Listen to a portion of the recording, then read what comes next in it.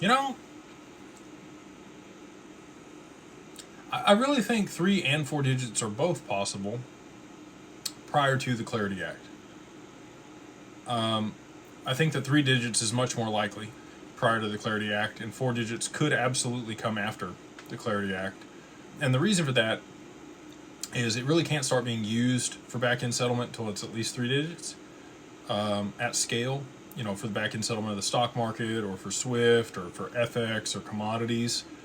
And then, once we know how it's regulated and how it can be used and transacted with, banks can already hold crypto to be able to settle transactions.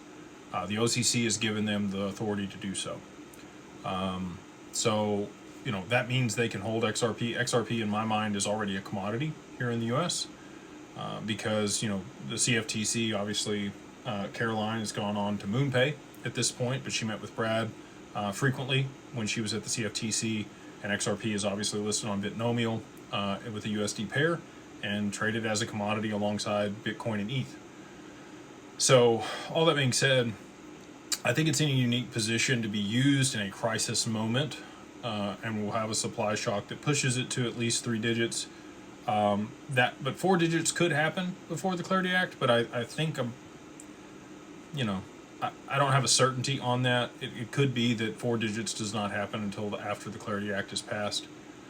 The other thing I would say is I don't know when the Clarity Act is going to be passed. If we don't get to some type of consensus on it here in the next really week, it's going to be very difficult, and it could be a much longer path to market for regulation here in the U.S.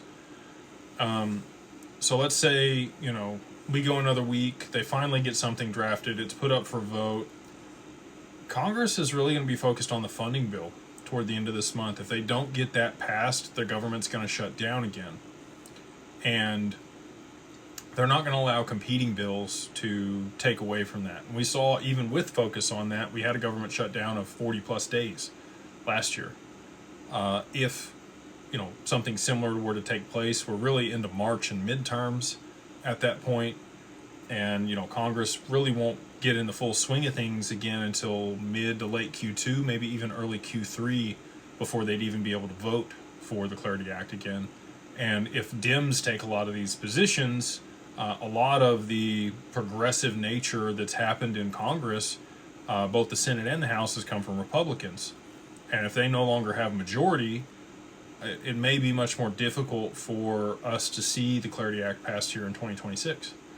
Now, if we see price appreciation for XRP and some of these other digital assets, I think that there'll be some pressure on Congress to go ahead and move things through, and especially if we do see the need for the settlement of the back end of the stock market and tokenization of stocks and all these things. I mean, we just had New York Stock Exchange come out and talk about tokenizing stocks today.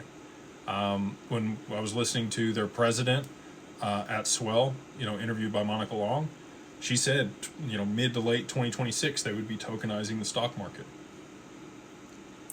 The XRPL has a multi-purpose token that fits the bill for that, but they might use Canton, right? DTCC is invested there, and there's the London Stock Exchange that's talking about Canton. So, and I've given this separation before, but back-end settlement and tokenization of the stock market are two separate things. The money flows and the payment flows between the clearinghouses and the brokers don't necessarily have to coincide with whatever network the stocks are tokenized on.